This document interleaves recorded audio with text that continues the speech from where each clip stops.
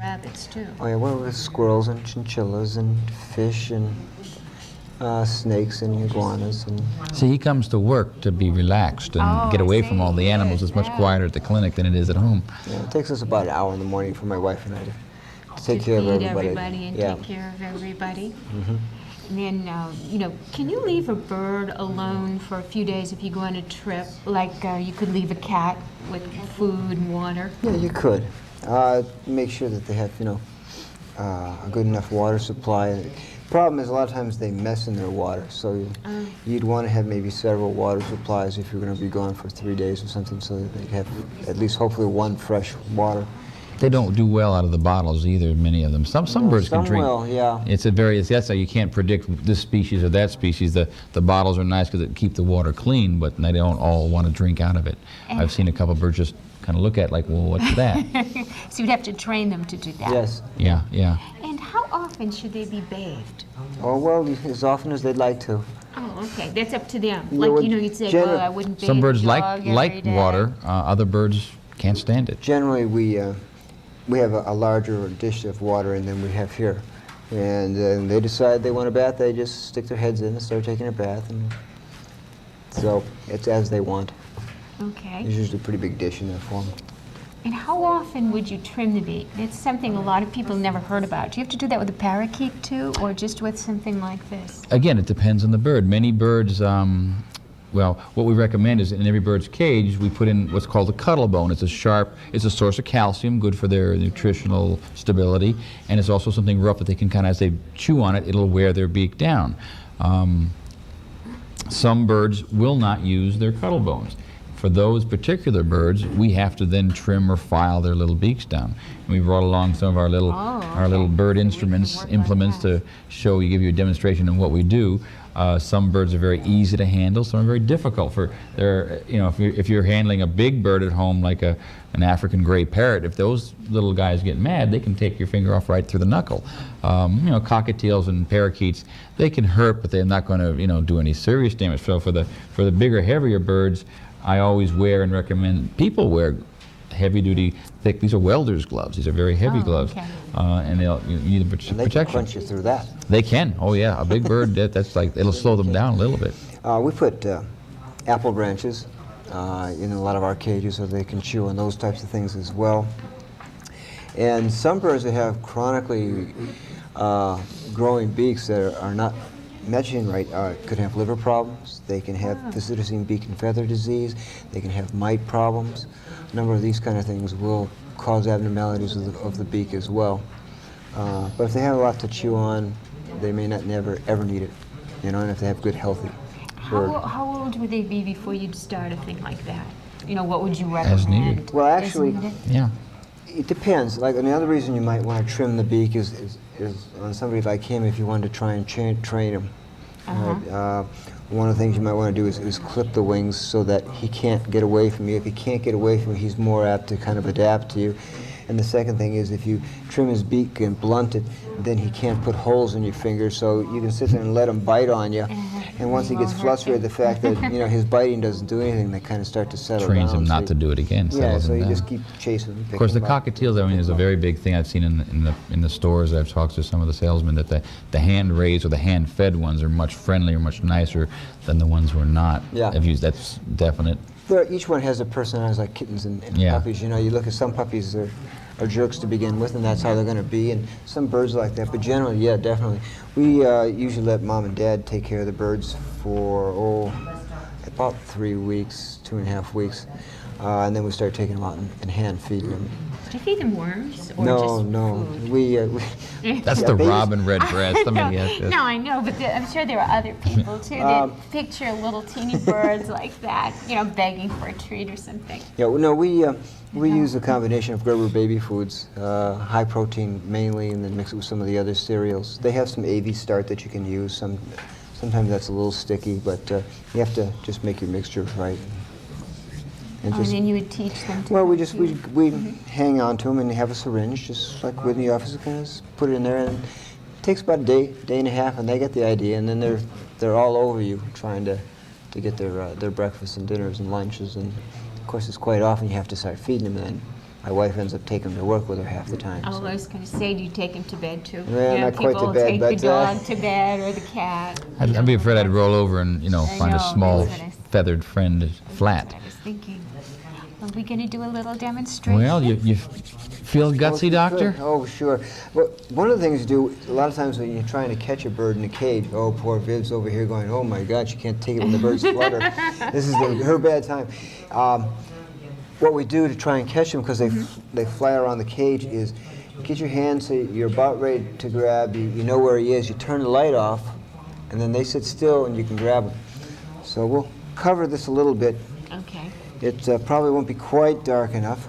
And then we'll show you how to try and hold them. The fun part's always been in the clinic, we have to go with the fast hand motion. I know, I've seen that. I know. That's a sweetheart. Yes. Yes. That's a good girl. Because I remember my brother Justin had the conure, little conure, yeah. and Here, I it'll can help you remember to that. Okay. Voila! See, it's like Oh, magic. We have a bird. Okay. Oh, isn't he cute? Look at the little mouth. Isn't that cute? Your little paws. Now, Now what you want to do is you want to put 2 fingers on either side of his head, to support them. and then you just kind of have your other hand over it gently like this, and that way you can support him and won't hurt him. If you hold him around his chest, you could hold tight enough so he couldn't breathe. That's right. They don't have lungs and a diaphragm like we do. They have what's called air sacs. And if you compress them, they can't breathe, and they will be deceased in your hand. Now, at home, many people will just use like a nail file to kind of just file off the sharp edges. And if you did a little bit all the time, that would be adequate. Now, what we use in our clinics are these little high-speed grinders, and actually we do put them on low speed. If they get too fast the speed, they'll burn as they go. Slide that towel over here, Okay. and then what we do, open that up for me. Okay. And this is the easiest way then for all of our dealings with him, and that is that we're going to just Wrap them up in a wrap him towel. up in his towel, so we don't have to hold him quite so tightly, and Div can't see him flutter. And we just have him peek out. And then we just now his beak is not in really, really bad shape. Sometimes it'll grow down and curl all around.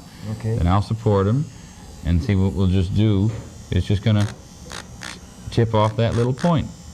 Now I'm not gonna do too much. Why? It's because just beyond that clear area, there's a little pinkish change in the beak, and that's live bird. If you trim that too It's like close, trimming a nail on a puppy or that's right, you will get Yeah. blood. So you want to be careful just to take off the sharp part. Don't get too greedy, because then you will find a few blood And spots. if, God forbid, someone did that, would they put on something Styptic pencil, like would work at home, or even in a pinch some flour, baking soda, something to help promote a clot. In the office we use silver nitrate, but that's a prescription item you can't get over the counter. And you got to be careful, because if you use something like that, I've had 1 or 2 birds try to eat the poisonous stick off the tip off the stick, and you have to be pretty quick there. So that's the first basic thing. The next thing that we routinely do, and I've used this or even a smaller version of these nail trimmers. Depends on the bird. Like a parrot, you'd need something this size to trim it. We just kind of pick him up, roll him over. 1 foot. 1 foot, you just go 1 foot at a time. Now, his little nails aren't too bad. You can, see there's a pink at the base. You just cut very gently, just tip these things. And you take good care of your birds, Doctor. He hardly.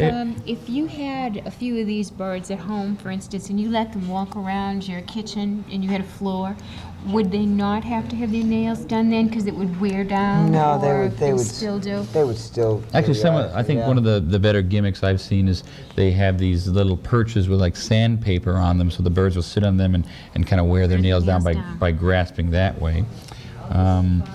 And the other thing that most people, some people, actually, that's kind of optional. These are the 2 things that should be done on a regular basis as needed. Again, some birds will use their cuttle bones, and people will chew on those on the bark. If they put in like fresh apple branches and things, they'll wear their beaks down and wear their nails down naturally, which I prefer. But when they don't work that way, we'll take care of it.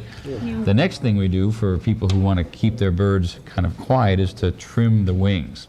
Oh, this is when we had to do with our bird Ishtar. Right. Now, Okay. I always like to leave the outer, you know, you want to have a nice, neat job. Then, would you like the French cut, sir? Like a French poodle.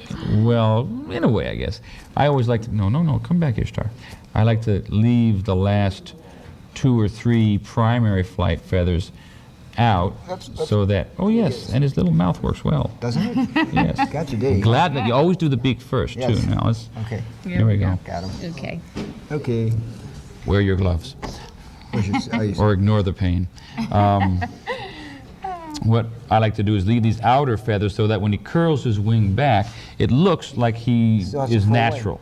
Right. And then I'll go along and trim off. Right along those secondary feathers. Yes. Once in a while, you'll hit a primary flight feather that has a good blood supply. You might have to go back and pluck it out. Doesn't happen too often. And if you just look kind of curl it underneath, just turn the wing over. You can see it. Yeah, it's a new feather that the shaft out. hasn't Yeah, really. see, here, I'll just hold that feather up there. We'll put you to work. Okay. And see all this.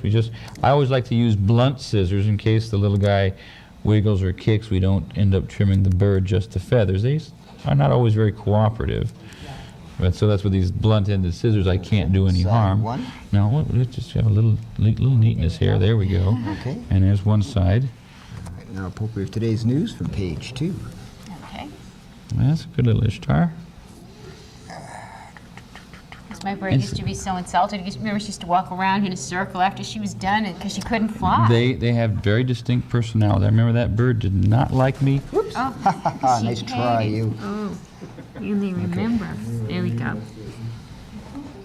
Here we go. Now let's go on for the Still next with one. us? Oh, I promised you he she's wouldn't. being brave, isn't she? She's There really we great. go. Here we go. That's the one. There we go. We did. Hold that up. No, this Oh, is this one here. looks- This is the one. It's not too bad.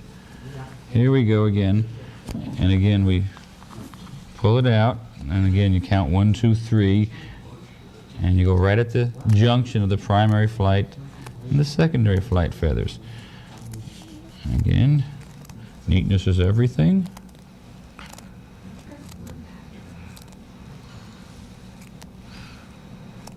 Do they need rabies shots? No. No. There was a discussion we had. Yes, we did, didn't we? And we're still kind of arguing about it, that we found one reference that birds might get rabies, but it's a very uncommon occurrence, Okay. so I wouldn't, you know, if someone brings a bird in, Oh, wow. see how nice? Oh, she looks beautiful. Let's get one more little, one more rough edge there. And she's so soft. There we go, perfect. Even if you never touched a bird, you wouldn't believe it. Would you like to go back in? I think Ishtar's Are had they it. happy to run back in their little Oh, cage? You happy should, to now go. watch, you know, just watch her, yeah, she's very good, Ishtar. Now climb right up there. So, such insult. The problem is that when you do this way, which is the way it's much more aesthetic, some of the smaller birds like this one can still fly.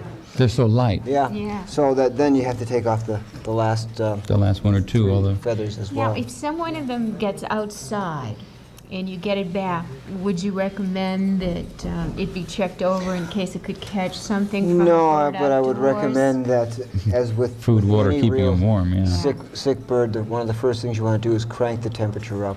Okay. You take a towel like this one. I won't open this one now because it's all filled, but you want to take the cage and cover like 3/4 of the cage like this, and then on the open side here put a bright light, A heat lamp, yeah. incandescent, not a fluorescent, so that'll act as a source of food When a or bir- heat. I mean, When a bird is sick, they recommend keeping the temperature at 85 to 90 degrees.